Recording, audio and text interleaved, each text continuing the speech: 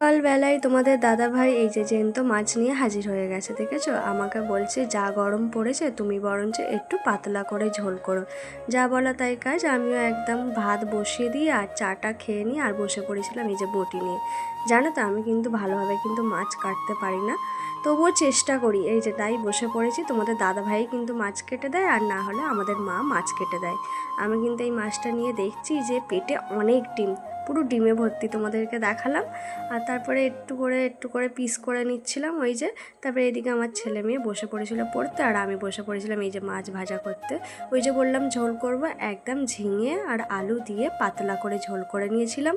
তোমাদের দাদাভাই চলে গিয়েছিল কাজে, তারপরে আমি লেগে পড়েছিলাম আমার কাজে। এই যে সব সময় তার পরিষ্কার করা হয় না এই জায়গাগুলো, তাই ভাবছিলাম যে একটু পরিষ্কার করে নিই। মাঝে মাঝেই করি, তাও ভাবছি যে নোংরা পড়েছে, আবার রং হয়েছিল যেহেতু ঘরে অনেকটাই রঙের ছিটে ফোঁটা পড়েছিল, তাই আর কি ঘষে ঘষে পরিষ্কার করে নিচ্ছিলাম। আর অনেকটাও টাইম ছিল আমার হাতে, তাই ভাবলাম যে যাকে গরম হচ্ছে তো কী হয়েছে, নোংরা করে তো ফেলে রাখলে হবে না। ঘরদোর যত পরিষ্কার করে রাখা যায় ততই কিন্তু সুন্দর রাখে। আমি কিন্তু প্রত্যেক দিনই চেষ্টা করি সবসময় পরিষ্কার রাখা।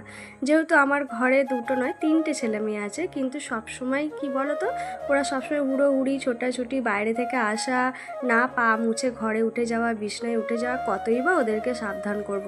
ওরাও তো ছোট, ওরাও কথা শোনে না, তাই ঘরদোর যতই পরিষ্কার করি না কেন ঠিক নোংরা হয়ে যাবেই। আমার তো হয় গো বন্ধুরা, তোমাদের কি হয় তাহলে কমেন্টে কিন্তু জানিও। আর এর আগের দিন তোমাদেরকে যে ভিডিওটা দিয়েছিলাম আমি, ওই যে জল ঝড়ে, সেটা কিন্তু আমার অনেক দিনের এডিট করা ছিল জানো তো, কালকে আর ভালো লাগেনি কোনো কিছুই এডিট করতে, তাই আর পোস্ট করিনি। ওই আগের ভিডিওই তোমাদের সামনে পোস্ট করেছি, তাতেই তোমরা কিন্তু আমাকে অনেক অনেক ভালোবাসা দিয়েছো। আর এই ভিডিওটা হচ্ছে মঙ্গলবার দিনে, যেহেতু আমরা বৃহস্পতিবার নিরামিষ খাই। তোমরা হয়তো ভাববে যে দিদি তো বলেছিল বৃহস্পতিবার নিরামিষ খাই, তাহলে কেন মাছ হচ্ছে, তাই তোমাদেরকে আর কি কনফিউজ যাতে না হও তাই বলে দিলাম যে এটা আমার মঙ্গলবারের ভিডিও।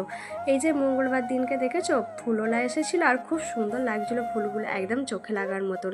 আর এই কটা ফুল আমার গাছে হয়েছিল, তাই নিয়ে স্নান টান সেরে আর বসে পড়েছিলাম পুজো করতে। জানো তো এখন স্নান করে আসার পরও প্রচুর গরম লাগছে, যেন গরম যে কবে যাবে। আমার তো মনে হয় শীতকালটাই ভালো, তোমাদের কি মনে হয়? আমারও কিন্তু শীতকালটাই খুব ভালো লাগে। আর গরমকালটা আর একদম সহ্য হচ্ছে না, না পারছি শুতে, না পারছি বসতে, এতটাই গরম।